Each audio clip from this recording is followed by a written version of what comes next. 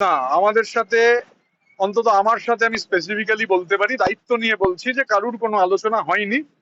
তবে কালকে বেশ কয়েকজন এমপির কথা হয়েছিল, এই নিয়ে কোনো আলোচনা হয়নি। ওরা জিজ্ঞাসা করছিলেন আমি এর মধ্যে দিল্লি যাব কিনা। অনেকে দিল্লিতে হয়তো আরো কদিন থাকবেন, কিন্তু এই আমিও সংবাদ মাধ্যমে দেখেছি যে মাননীয় স্পিকার লোকসভার তার কাছে একটা চিঠি জমা পড়েছে। কিন্তু আমিও সংবাদ মাধ্যম থেকে জেনেছি, আমি যেহেতু ঢোকা থেকে আমি বেরোবার যখন যাচ্ছি তখন সাংবাদিকদের সঙ্গে কথা হয়েছিল আপনাদের সঙ্গে।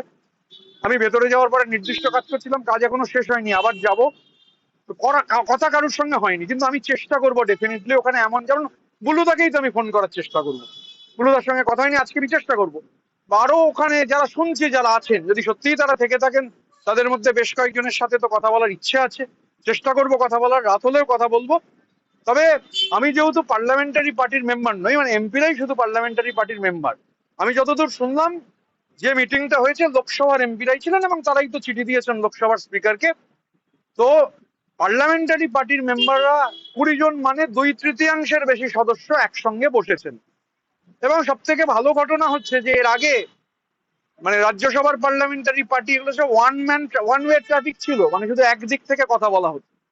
বা ওভারঅল পার্লামেন্টারি পার্টির মিটিং ও ওয়ান ওয়ে ট্রাফিক। তা আমি যতটুকু শুনলাম সংবাদ মাধ্যমের কাছে, আমার দিল্লিতে যে সাংবাদিকরা আছেন তার মধ্যে বাংলার সাংবাদিকরা আছেন, অন্য রাজ্যের সাংবাদিকরা আছেন, সবার থেকে যতটুকু শুনলাম যে অনেকক্ষণ ধরে মিটিং হয়েছে, এটা গণতন্ত্রের পক্ষে ভালো।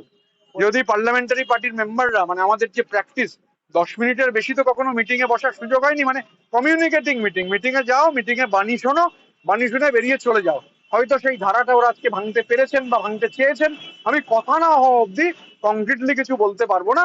কিন্তু সবাই যদি তাদের ঐক্যবদ্ধ একটা ইচ্ছা তারা নিয়ে থাকেন, কি নিয়েছেন কি হয়েছে আমার জানা নেই, তবে আমি কথা বলবো ডেফিনেটলি, এবং কথা হলে আমি আগামীকাল ডেফিনেটলি আপনাদের বলবো যে আমার সঙ্গে কি কথা হয়েছে।